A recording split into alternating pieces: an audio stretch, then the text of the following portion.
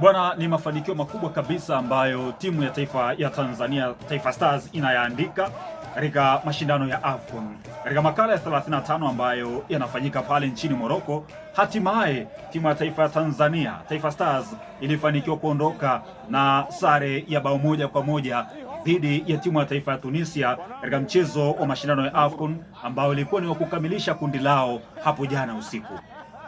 Mafanikio haya sasa yanaifanya Tanzania kuingia katika rekodi kubwa ya soka la barani Afrika, kwa maana wamefanikiwa kutinga hatua ya 16 bora kwa mara ya kwanza kabisa toka kuanzishwa kwa mashindano haya ya AFCON, ambayo utakumbuka kwamba haya ni makala ya 35 toka kuanzishwa kwake, kwa maana ya mashindano haya ya mataifa huru ya bara la Afrika. Sasa Tanzania itakutana na timu ya taifa ya Morocco katika mchezo wa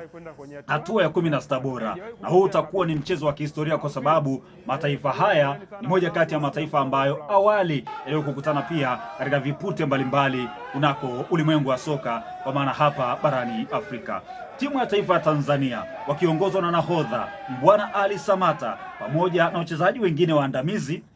katika timu ya taifa ya Tanzania walifanikiwa kuondoka na ushindi huo, kwa maana ya kutinga katika hatua ya 16 bora. Lakini rekodi kubwa ambayo haitasahaulika ni kwa mara ya kwanza kabisa Stars chini ya kocha Miguel Gamondi